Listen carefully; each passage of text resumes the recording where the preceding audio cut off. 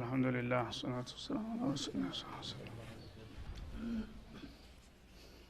والبلد الطيب يخرج نباته بإذن ربه እና የዝናብን ጸጋና የበቃይን ጉዳይ ስላነሳ በዚሁ ይዘት እንደገና አሁንም ዳዕዋ ያደርግልናል አስታኮ ማለት ነው። አንዳ ኢዕቲባር እንድናረግ ይሄንን እንግዲህ ሁሉ ኒዕማ የፈጠረው ማን ነው የሚለውን ነገር አላህ ነው ማለትን እያስጨበጠን እግር መንገዱን ግን በእነዚህ ነገሮች ዙሪያ ብዙ ህክማዎች አሉ። ብዙ ተነቡህ ልንሆን ትምህርት ልንወስድባቸው የሚገቡ ነገሮች ናቸው ማለት ነው። ዝናብ ከወደ ሰማይ ይወርዳል፣ መሬት ይቀበላል። ግን ሁሉም ዝናብ ስለወረደ የወረደው ዝናብ ሁሉ ውጤት ይኖረዋል? ሁሉም መሬት ደግሞ ዝናብ ስለዘነበበት ያበቅላል ወደሚለው ሲመጣ ደግሞ የተለያየ ሁኔታ አለ ማለት ነው። እንግዲህ ዝናብ ባህሪው አብቃይ እስከሆነ ድረስ ወደቀበት ቢወድቅ ድንጋይ ላይ ቢሆን ምንም ቢሆን ማብቀል ነበረበት። መሬትም ደግሞ ያው ማብቀል አለበት ከተባለ ሁሉም ሊያበቅል ነበር። ግን አይደለም፣ ይለያያሉ ማለት ነው። ወልበለዱ ጠይቡ ና ቦዳ የሆነው ጥሩ የልም አፈር ያለው ቦታ ይላል። እንደኛ ሀገር ብዙ ጊዜ የአዝሪት ሀገር ነው። ይህ ሀገር ለምሳሌ የአዝሪት ሀገር አይደለም፣ አሸዋ ነው። የፈለገውን አመት ሙሉ ቢዘንብበት የሚበቅል ነገር የለም። እና ለመሬት ያለው ንጹህ የሆነው መሬት ይላል يخرج نباته ያ ዝናብ በሚወርድበት ጊዜ በቃው ይወጣል بإذن ربه በጌታ ፍቃድ። ወዳውኑ ዝናቡ ሲዘንብ መሬቱ ለማብቀል ዝግጁ ነው ማለት ነው።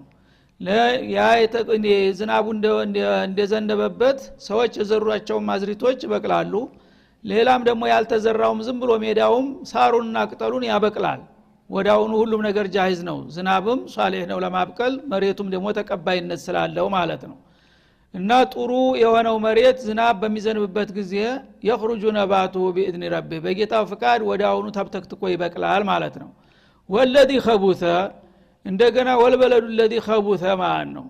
መጥፎ የሆነው መሬት ደግሞ ቀንቻራ የሆነው ድንጋማ አሸዋማ የሆነው ጨዋማ የሆነው መሬት ደግሞ ልምነት የለውም ማለት ነው።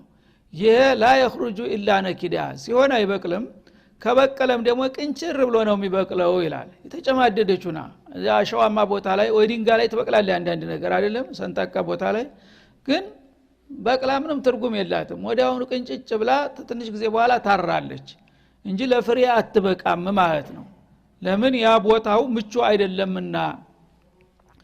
ነኪደን ማለት በጣም የቀጨጨችና የተዳከመች ሆና ነው የምትበቅለው ከበቀለች ማለት ነው። ወይ ጭራሹንም ላትበቅል ትችላለች።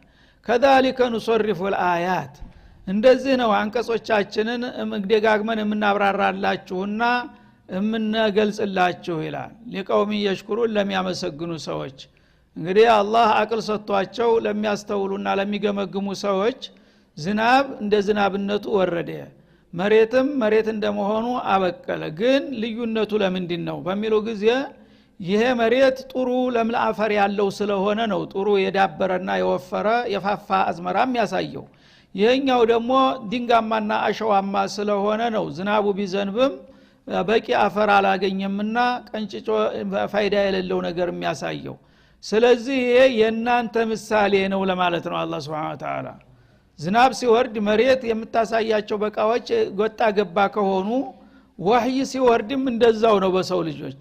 ወህይ በሚወርድበት ጊዜ ሰዎች ናቸው አዝመራ ቦታው ማለት ነው፣ እንደማሳው ነው።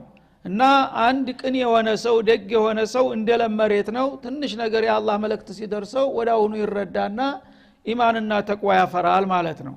ሙጅሪሙ ሸቅዩ ደግሞ 10 ጊዜ ቢዘንብበት ቁርአን ብትቀራበት አሳጢሩል አወሊን እያለ ያን ሁሉ አላየሁም ምንም ውጤት አያሳይም ማለት ነው። እና የናንተ ባህሪ እንደዚህ ነው። ስለዚህ እናንተ መጀመሪያ የአላህን Subhanahu Wa Ta'ala ኒዕማ ተገንዝባችሁ ቅንነት ቢኖራችሁ እንደዛ እንደቦዳው እንደለሙ መሬት በቀላሉ ልትጠቀሙ ትችሉ ነበር። ግን ልግመኞችና ሸረኞች በመትሆኑ ጊዜ እድሉ መጥቷል።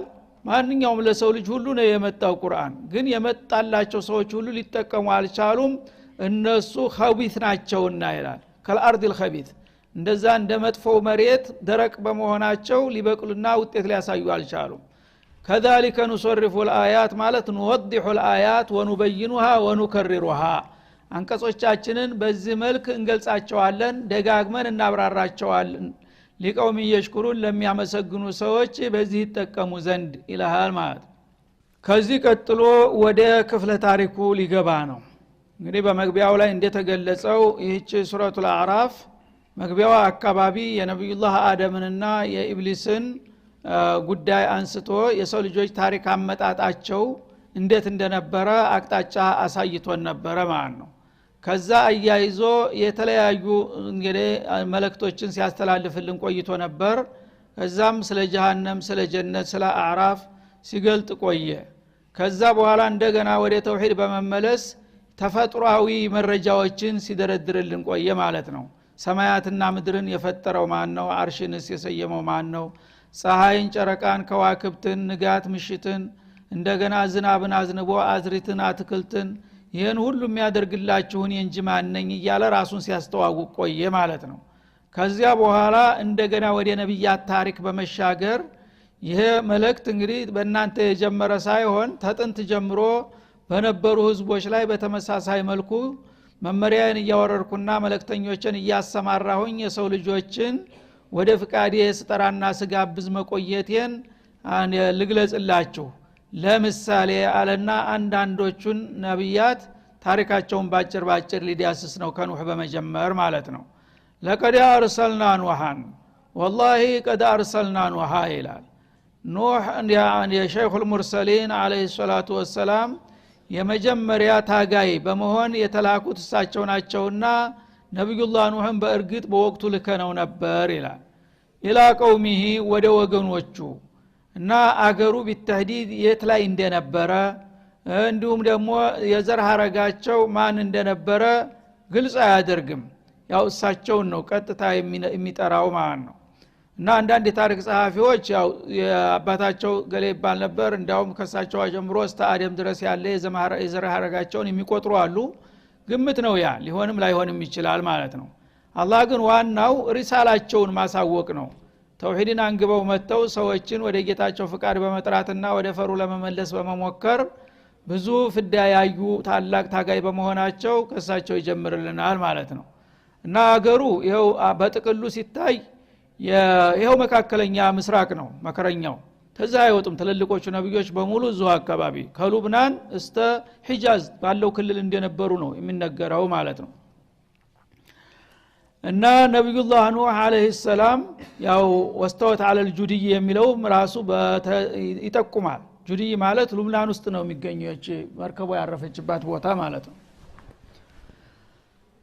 ነብዩላህ ኑህ ሸይኹል ሙርሰሊን አለይሂ ሰላቱ ወሰላም በእርግጥ ልከነው ነበር ይላል። ኢላ ቀውሚሂ ወግዜ ወደ ነበሩት ወገኖቹ እና ተልከው በሚመጡ ጊዜ ምን አሉ? ፈቃል ያ ቀውሚ ዕቡዱላህ ወገኖቼ ሆይ ወሂዱላህ ቢልዒባዳ አላህን በአምልኮ ብቸኛ አድርጋችሁ ያዙ፣ ከአላህ ጎን ሌላ የተለያዩ ነገሮችን አታምልኩ በማለት ጥሪያቸውን አቀረቡ።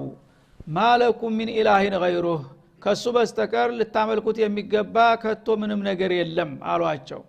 ኢኒ አኻፉ አለይኩም አዛበ የውሚን ዐዚም ይህን ጥሪ ተቀብላችሁ ለአላህ ብቻ ፍጹም አማኞች ካልሆናችሁ የከባዱን ቀን ቅጣት እፈራላችኋለሁኝ። እንግዲህ እነዚህ ሰዎች ያው ከአደም እስከነሱ ድረስ 10 ቀርን አልፏል ክፍለ ዘመናት ማለት ነው።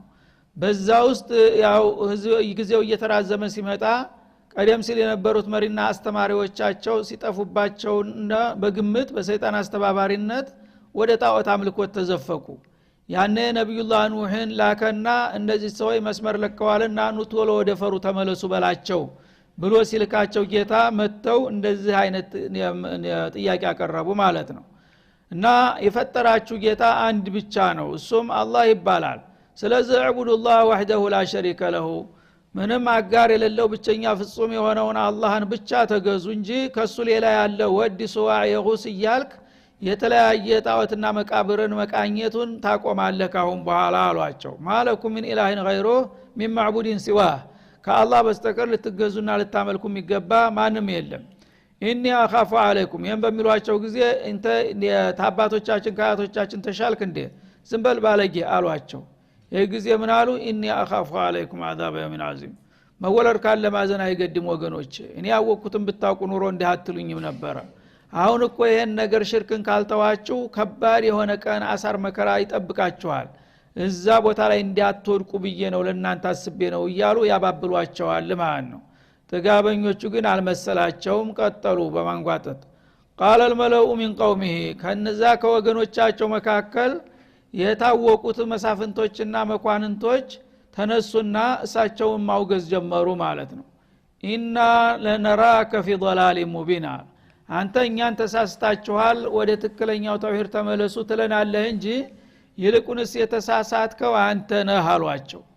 እና እኛ አንተን በእርግጥ እናያለን في ضلال مبين ግልጽ በሆነ ስተት ውስጥ ተዘፍቀህ እኛማ ትክክል ነው ከአባትና ከቅድማያቶቻችን የተቀበልናቸውን አማልክቶች ነው የምንገዛ ያለ ነው። አንተ ግን ከህብረተሰቡ አፈንግጠህ የማይታወቅ አዲስ ፈሊጥ አምጥተህ አዕቡዱላህ ትለናለህ የማይታይ ነገር እና ስተት ጭልጥ አለ ስተቱ ተዘፍቀህ ነውና የምናይ ሀደብ ብትገዛ ይሻላል፣ አልበለዚያ ግን ወየውልህ ተባሉ ማለት ነው። ያኔ ያው ኃላፊነት የተጣለበት ሰው መንግስቱም ቢሆን ያው ቢሻው ብሎ መመለስ አይችልምና ቀጠሉበት እሳቸው ማለት ነው። ቃል ነብዩላህ ነው አሁንም በመቀጠል ያቀው ወገኖች ሆይ አሉ እነሱ ለናነራከ في ضلال مبين ጭልጥ ባለ ስተት ውስጥ ነህ አንተ በጣም ከንቱ ሰው ነህ ዋጋ የሌለህ እያሏቸው እሳቸው ግን በስነ ምግባር ያቀውም ብለው ነው የሚናገሩት። እናንተ ሰዎች አይሉም ወገኖች ሆይ በማግባባት መልክ ማለት ነው። ይሄ ነብያቶች እንግዲህ ስነ ምግባራት ምን ያህል የተዋበ መሆኑን ያሳያል። ሰው ይሰድብሃል፣ ያንቋሽሽሃል፣ ያብጠለጥልሃል፣ አንተ ግን ወንድሜ ወገኔ ሆይ እያልክ ነው የምታናግረው። ይሄ እግር መንገዱን የደዕዋ ኡስሉብን ያስተምረናል ማለት ነው። እና ዳዒ የሆነ ሰው በቃሉ ብቻ ሳይሆን በስነ ምግባሩ የሰውን ትኩረት መሳብ መቻል አለበት፣ ታጋሽ አስተዋይ መሆን አለበት ማለት ነው። እና ቃለ ነብዩላህ ኑህ አለይሂ ሰላም ያ ቀውም ወገኖቼ ሆይ ለይሰ ቢ ضلالة አሉ እናንተ في ضلال مبين ትሉኛላችሁ እንጂ ጭልጥ ባለ ስተት ውስጥ ተዘፍቀሃል በሉኝ እንጂ እኔ ግን የضلال ቅንጣቱም የለብኝም አሉ። እናንተ ናችሁ ዶላል ውስጥ አላሉ መመልከታየ ከራሳቸው ላይ መከላከል ብቻ ማለት ነው። እና في ضلال مبين የምትሉት ሳልገባችሁም እንጂ እናንተ ናችሁ ቢባል ኑሮ ያው ፍጥጫው እየተካረረ ይሄዳል ማለት ነው። አንድ ሰው ህዝብን መስደብ ከባድ ነው። ግን እሳቸው ምን አሉ ليس بضلالة لا ولا شيء من الضلالة እናንተ ضلال مبين የሚለው ይቅርና ضلال مبين ነው መፈናፈኛ የሌለው ልክ እንደ ዩቃንስ አለ ስተት ውስጥ ተዘፍቀሃል ማለት ነው። እሱ ይቅርና ጠብታ ቅንጣትም ዶላል የለብኝም አሏቸው ማለት ነው። ወና ليس بضلالة ولكني رسول من رب العالمين ግን እኔ እናንተ የማታውቁትና ያለመዳችሁትን ነገር ስላመጣሁባችሁ ነው እንደዚህ የምትደነብሩት። ይሄን ደግሞ እንዲያደርግ ያስገደደኝ ከረበል ዓለሚን የተላኩኝ ተወካይ በመሆኔ ነው። እንግዲህ መልእክተኛ ከንጉስ ቤት ይገባል እንደሚባለው ኃላፊነት ጣለብኝ። ሄድና ነገራቸው ያሉትን ቢብሉ ቢዘልፉም ቢነቅፉም ምንም እንትን መንገር አለብህ ተብዬ በዛ ግዳጅ መሰረት ነው እንጂ መጥቼ የነገርኳችሁ የአላህ መልእክተኛ በመሆኔ እናንተ እንደምትሉት ጭልጥ ባለ ስተት ተዘፍቄ እንደ ጅል ወይም እንደ እብድ ሁኛ አይደለም በማለት ለማስረዳት ሞከሩ ማለት ነው። ወበልውኩም ሪሳላት ረቢ እናንተ ያላችሁትን በሉ እና አወድሱኝም አንኳሱኝም እኔ ግን የጌታዬን መልእክቶች ማድረሴን እቀጥልበታለሁኝ አሉ። ያው የጌታን መልእክት ንገር ብሎኛል እኔ የኢርዲየንም ክብሬንም ሁሉንም ነገር ረስቸዋለሁኝ። ያረጋችሁትን አድርጉ እኔ ግን ያለብኝ መልእክቴን ማድረስ ብቻ ነው። ያላችሁትን በሉ የፈለጋችሁትን እኔ የጌታዬን መልእክት ማድረስ ግዴታዬ ስለሆነ አሁንም የፈለጋችሁትን ነገር ብትሰድቡኝም ብትዘልፉኝም የጌታዬን መልእክት ማድረሱን እቀጥልበታለሁ አሉ። ወአንሱሑ ለኩም ለእናንተም ደግሞ የሚበጃችሁን እመክራችኋለሁ። ወገኖቼ ናችሁና ምንም እናንተ ባትረዱና ችግሬን ባታውቁልኝ ያወቀን ጨነቀው እንደሚባሉ እኔ አውቃለሁና እናንተ ምን እንደሚያጋጥማችሁ ለእናንተ የሚበጃችሁን ነገር ደጋግሜ ነግራችኋለሁ ሰማችሁም አልሰማችሁም። ወአዕለሙ ሚነላህ ማ ላ ተዕለሙን ለምን እኔ ከአላህ በኩል እናንተ ማታውቁትን ነገር አውቃለሁኝና ያወቀን ጨነቀ ነው። አንድ ሰው ለው ተዕለሙነ ማ አዕለሙ ለضحكتم قليلا ولبكيتم كثيرا አሉ ረሱል አለይሂ ሰላቱ ወሰለም። እኔ ማቀውን ብታቁ ኑሮ እንደፈለጋችሁ አፋችሁን ከፍታችሁ አትስቁም ነበር። ትንሽ እንዳው መቼም ሰው ተፈጥሮ አንድ ጊዜ መሳቅ ያለ ነውና አምልጧችሁ ትንሽ ብትስቁ እንኳን በዛ አንፃር ብዙ ጊዜ ታለቅሱ ነበር ወደፊት የሰው ልጅ የሚጠብቀው አሳር መከራ ምን ያህል እንደሆነ ቢያቅ እንደዚህ ሊዝናና ባልቻለ ነበር እንዳሉት አሁንም ነብዩላህ ኑህ ኢኒ አዕለሙ ማ ላ ተዕለሙን አሉ ከአላህ በኩል ሰዎች እንግዲህ የጌታቸውን ጥሪ ካልተቀበሉና መልእክተኞችን ታልተከተሉ ለራሳቸው የሚበጀውን ታልሰሩ አሳር መከራ ነው እንግዲህ በሺ በመቶ ሺ በሚሊዮን አመት የሚለካ አይደለም ጀሃነም ያ ሁሉ አሳር መከራ እንደሚያስከትልባችሁ ስለማቅ ነው እንግዲህ እኔ ሳልሰለች ሳላቋርጥ ሁሉ ጊዜ ሞተውታችሁ ያንንማ ባላውቅ ኑሮ ደህኔ በሆን እንደናንተው አብሬ ያሽካካ ነበር ስለዚህ እኔ ስላወቅኩኝ ነው የጨነቀኝ ባካችሁ በማለት ይለምኗቸዋል ያባበሏቸዋል ማለት ነው ወአዕለሙ ሚነላህ ማ ላ ተዕለሙን እናንተ የማታውቁትን አውቃለሁኝ ማለት ያመኑና የተከተሉም ጀነተ ነዒም ዘላለማዊ ጸጋ እንደሚያገኙ አውቃለሁና ወገኖቼ ያን እንዲያገኙልኝ ወተውታለሁኝ የካዱና ያስተባበሉት ደግሞ የዘላለም ውርደትና ቅሌት ውስጥ እንደሚገቡ አውቃለሁ ጀሃነምና ተዛ እንድትድኑልኝ ነው እኔ ወተውተው ስለዚህ ይሄ ነገር እንግዲህ ፍለፊት የሚታየው ሰው የእናንተ ነቀፌታና ዘለፌታ ስድብ ፈርቶ ወደ ኋላ ሊል አይችልም ማለት ነው ለዚህ ነውና ይቅርታ በማለት ዳዋቸውን ቀጠሉ አዋጅብቱም አንጃአኩም ዚክሩ ሚን ረቢኩም አሉ ደሞ እኔ ይዤ የመጣሁት ነገር ምኑ ነው የሚገርማችሁ ያስገርማል አሉ ተጌታችሁ የሆነ ተግሳጥ ምክር ጠቃሚ ምክር አላ ረጁል ሚንኩም ከናንተ መካከል በአንድ ወገናችሁ በእኔ ማለታቸው ነው በአንድ ግለሰብ በኩል የጌታ መልእክት ቢደርሳችሁ ይሄ ምን የሚያስገርም ነገር አለው ያስደስታል እንጂ አላህ እኛን ፈጥሮ አልረሳንም አልጣለንም እረኛ ላከልን የሚበጀንን የሚመክረን የሚያስተምረን ላከልን ለሁል ሐምዱ ወሽክሩ ያሰኛል እንጂ ተናንተ መካከል አንዱ ወንድማችሁ ለዚህ እድል ተመርጦ ቢመጣ ምንድነው የሚያስገርመውና የሚያናድዳችሁ አሏቸው ማለት ነው በሎጂክም እንደገና መንጢቅ ያነጋግሯቸዋል ማለት ነው የሰው ልጅ የሚያስገርመው ይልቁንስ አላህ ፍጥረታትን ፈጥሮ ሲያበቃ ምረን ዝም ብሎ ቢለቀው ለሰይጣን ይሄ ነበር እንዴት አድርጎ እንዲያርገታቸው ይባለው ግን በፍጡሮችን አላህ Subhanahu Wa Ta'ala የሚበጃቸውን የሚመክርና የሚያስተምር እረኛ መስጠቱ መሆን አለበት የህክማ ውጤት ነው ይሄ ነው መሆን ያለ ተጌታ የሚጠበቀው ይባላል እንጂ በተቃራኒው አላህ ለእናንተ መሪና አስተማሪ ስለላከላችሁ ምኑ ነው ያስገረማችሁ አሏቸው ማለት ነው ሊኡንዚረኩም ይሄ ወንድማችሁ ደግሞ እናንተን መጥፎ ነገር እንዲያጋጥማችሁ ሊያስጠነቅቃችሁ ነው የላከላችሁ ወሊተተቁ ያንን የሚጠብቃችሁን ችግር አበክራችሁ ስትረዱ ተመጥፎ ነገር እንድትጠበቁና እንድትድኑ ነው ወላአለኩም ቱርሐሙን ያኔ ደግሞ የጌታን ጥሪ ተቀብላችሁ ነብዩን ስትከተሉ የጌታን ራራዬ ለማግኘት እንድትችሉ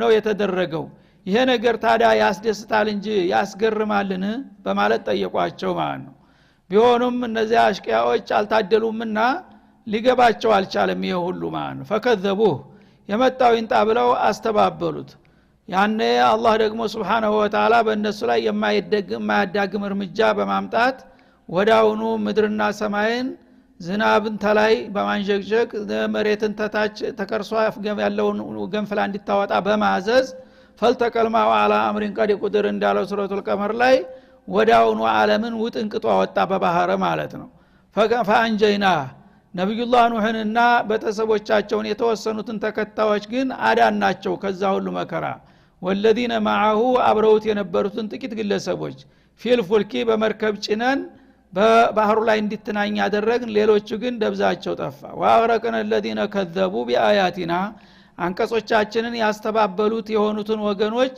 በዛ ማዕበል አሰጠምናቸው ይላል ለምን انهم كانوا قوما عمين እነሱ እውራን የነበሩ ሰዎች ናቸውና እውር እንግዲህ እውር እንደመሆኑ በአንድ መንገድ ላይ ዝም ብሎ እየተደናበረ ሲጓዝ ታገኘው ልርዳው ብለህ ናቶሎ ባከን የታገር ልትሄድ ነው እንደዚህ ቦታ እኔ ናቶሎ ልርዳ እርከባልከው አልፈልግም አለ አመፀኛል አንዳንዱ ዝም ብሎ በግሬ ነው መሄድ አረባክ ፊት ለፊት ኩብሪ ያለ መኪና ዘህማ አለ ምናምን አልፈልግም አለ ምን ታረጋዋለሽ ይሄን ሰውዬ ተተው ነው የምትሄደው ማለት ነው እና እውር ነው የታወረው አይኑ ብቻ ሳይሆን ልቡም ታውሯል ማለት ነው አቅሙን አያውቅም እነዚህ ሰዎችም እንግዲህ አላህ ነብዩላህ ኑህን የመሰለ ታላቅ ታጋሽ የታጋሾች ሁሉ ሊቅና ምሳሌ የሆኑትን ነብይ ነው የላከላቸው እነሱ ግን አንተ የምትለው ነገር ባፍንጫችን ይውጣሉ ማለት ነው የፈለገው ይሁን አንተን ተመከተል እንዲያው የበላ ይብላና አሉ ስለዚህ እንግዲያውማ ጥሩ ማዕበል ይብላችኋልና አላህ ወዳውኑ ያን ማዕበል አምጥቶ ሲለቅባቸው ኑህና የተወሰኑ ግለሰቦች ተፈርጅ ሆናሉ መርከባቸውን ተንብለው ያው የገሌ መንደር ተጠለመች የገሌ ሰፈርም እንደዚህ ኮነች እያሉ እነሱ ዳር እስተ ዳር ደብዛቸው እስከሚጠፋ ድረስ በመርከባቸው እየተንጣለሉ ይመለከቱ ነበር ማለት ነው ስለዚህ ቀውመን አሚን እውራን ስለነበሩ ልባቸውም አይናቸውም የታወሩ ናቸውና መዳን ስለማይፈልጉ ልግመኞች በመሆናቸው አላህም Subhanahu Wa Ta'ala እስከ ዘር ማንዘራቸው ወደፊት የሳቸው እንዳይኖር ተምድር ላይ ጠራርጎ አጠፋቸው ይላል ስለዚህ የመዘዝ ምንድነው ያመጣው ተክዚብ الرسل الاشراك بالله Subhanahu Wa Ta'ala በፈጣሪ ጌታቸው የማይሆኑ አውልታቶችን በማጋራታቸው ታላቁን ነብያቸውን በመካድና በማስተባበላቸው ብሎም በመዝለፍና በመንቀፍ እንዳውም ባይቀድማቸው ኑሮ ሊገሏቸው እየተዘጋጁ ነበር ለዛ ሲል አላህ Subhanahu Wa Ta'ala ጀዛአ ሊመን ካነ ኩፊር ይላል ሱረቱል ቀመር ላይ እና ኑህን ምን ያህል ታላቅ ሰው እንደነበሩ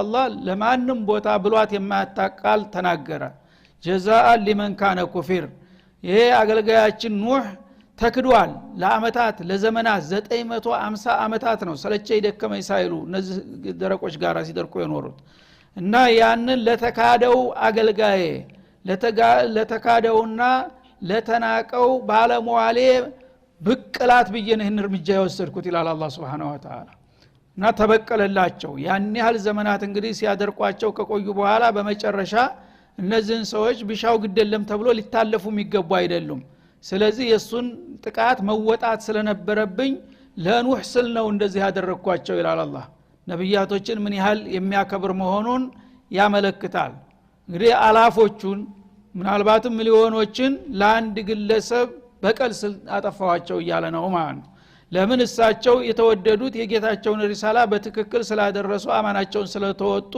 አላህ ዘንዳ ትልቅ ቦታ አገኙ ማለት ነው እነዛ ደግሞ ብዙም ቢሆኑ ያው ጠማሞችና ደረቆች በመሆናቸው አላህንና መልእክተኛውን በመካዳቸው ለዚህ አይነት አደጋ ሊጋለጡ በቁ ስለዚህ ይሄ ታሪክ ትውልዶችን እንዲያስተምር ነው ሌላው ደግሞ መልእክቱ ማለት ነው ከዛ በኋላ ለሚመጡት ህዝቦች የአላህን ረሱሎች አስተባበሉና እምነትን የጣሉ ሰዎች አላህ ከፈለገ በዚህ በምድራዊ ህይወታቸው ማያዳግም እርምጃ ሊወስድባቸው የሚችል መሆኑን ከዚህ ተማሩ የሰው ልጆች ብሎ የታሪክ የማብራት ነው የሚያሳየው ማለት ነው ግን የሁሉ ተብሎ አላህ Subhanahu Wa Ta'ala የፈረደባቸው አሽቂያዎች አሁንም ድረስ ሊገባቸው አልቻለም የሁሉ አሳጥሩል አውል ነው የሚመስላቸው ያው በመጨረሻ ሁሉም ተራው ሲደርሱ ዋጋውን ያገኛል ነው የሚለው እና አላህ እንግዲህ Subhanahu Wa Ta'ala